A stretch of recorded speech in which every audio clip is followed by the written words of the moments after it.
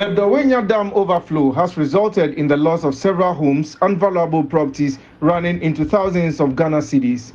While this is a recurring issue within the area during rainy seasons, affected residents claim this time has been exceptionally damaging. They continue to count their losses while appealing for support. Around 6 a.m. and I will feel. You will fear Colano said, Omube Cosco, Yabehona, so Abe 2 year old. Before a beer dine, said, Coffin Yamano, it's another 2 years. To me, Fabi Bia, the Namani say, your fridge, your Bibia, now. After a bishop, when you're from me, no Guayanka, young to me and your shoe. I'm say around 5:30. Any number be a bra. But yana woman eba.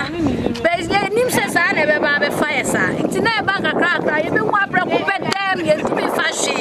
Was say the fuck while I journey every day. I say yeah. And any 3 days in Swene toy no.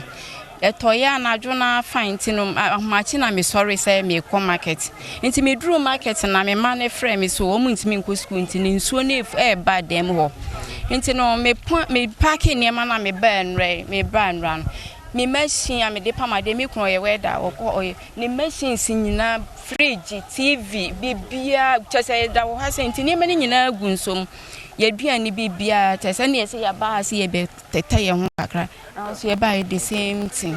The Member of Parliament, Sam George, along with District Chief Executive and NADMO officials, surveyed affected areas including Adotek, Miocho, Pososhi, Adokope and Oshiokpo. The tour uncovered structures built on waterways, with a major situation in Oshiokpo where residents faces major challenges due to a developer filling the waterway and constructing an unprescribed culvert across the street.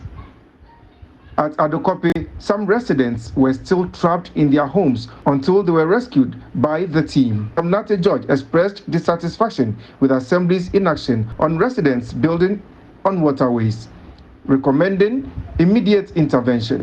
It is obviously clear that it is not just the dam that has created this problem, but this problem is as a result of human intervention as well. It is as a result of some man-made decisions that we need to interrogate.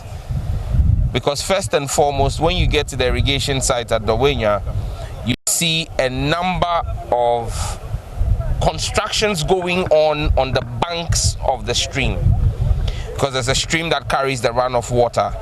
And now they filled it up with material, they've started constructing on it, and so there's no reservoir, and so all of that water is being pushed into the town. Now when you get into the town itself, the water has its own natural course. Look at where we are standing right now, this very location. An individual chooses to build a hotel, and because he's building a hotel, the runway for water, the natural stream path of the stream into the lagoon, into the sea, he has blocked it and put a 3-inch culvert, which is woeful and inadequate. And that is what has created some kind of dam here and pushed the water back. So one individual. So you ask yourself, what's the Assembly doing? I was on this tour with the DC. I kept asking, what's the Assembly doing? What's the engineering department doing? How are these houses coming up? How can an individual block a stream? And the district is sitting aloof. The district NADMO boss, Michael Tai Eku, assured an assessment for relief items to help victims. I came here with the DC and my honorable MP. So we've seen the situation. We've assessed people who have been affected by the flood. So we are going to meet again and see how best we can solve the situation. Many lives have been affected. So you give us some few hours. We are going to meet with the DC and see how best we can provide some relief items to people who have been affected by the water.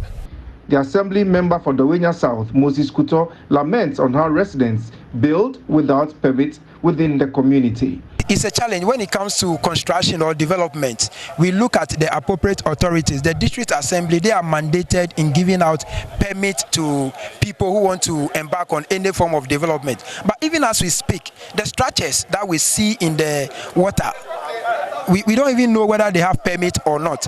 Most of them, I'm sure, might not be having permits. So I believe the assembly, this is the time. I'm also part of the assembly. This is the time we need to come in to support and make sure that residents, before they embark on any form of development, will have to get a permit before they do that. For JoyNews, my name is Elvis Washington, reporting from Dawhenya in the Ningo Pram district.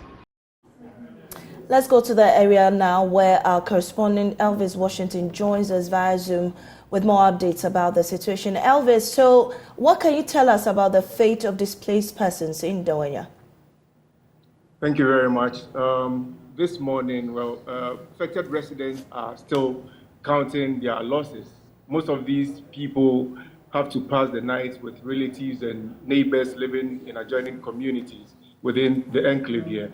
And if you come here this morning, the water as it stands looks a bit stagnant since buildings have actually been occupied on the natural way of this water. Most of the affected residents have their buildings built directly in the middle of the waterway, so it makes it very difficult for the water to find its way into the Lalue stream. There is a stream in the Dawhenya town that actually makes way, that actually conveys water from the mountains and then also from the dam. But unfortunately, residents have actually built on it. So if you come here this morning, residents are still counting their losses, and they have nowhere to go. They have had to perch with some relatives and friends living within around the community. And this morning when I got here, nothing much has changed. These people are still roaming about, trying to get help from people and all that. Last night, the Member of Parliament and then the Assembly made some agreement that there was going to be a meeting where today these people would have been given some relief items. But unfortunately, this morning, nothing of that sort has actually happened. These people are still counting on the Assembly to come to their aid. If you come here, you see them in twos and threes, gathered, trying to think about the situation. The water is still stagnant. It doesn't look like it's receding anytime soon. So that is the situation here this morning. Well, Elvis, you talk about the Assembly, but have we in any case heard from NADMO, who are the official directorate to seek to these relief items being provided for the victims? Yes, yesterday the NADMO officer, the district NADMO officer, was part of the tour, and he mentioned that he was going to organize an emergency meeting between himself and then some members of the Assembly together with the chief executive so that they will immediately mobilize relief items. He mentioned that within a few hours, if these people were going to see some items being come their way. But unfortunately this morning, nothing of that sort has happened. I don't know whether it's going to happen this morning. I've tried reaching out to him, but nothing concrete has come out yet. These people are still counting on them to come to their aid this morning because as it stands now, they have no hope except to fall on the Assembly and the benevolence of good people out there. But really, what items will they be needing as of now to be able to cushion them until help comes? Well, some of the people I spoke with yesterday and then this morning, they told me that they've lost everything, not even a blanket to sleep on. And one woman in the neighborhood here actually had to house about 40 people in her house. And indeed, she had nothing. So the people slept on bare floors. They slept on the bare floor. And so these people would definitely... Unfortunately, we lost correspondent Elvis Washington, who is at Dawhenya for us, where almost 600 homes have been flooded by the Dawhenya dam.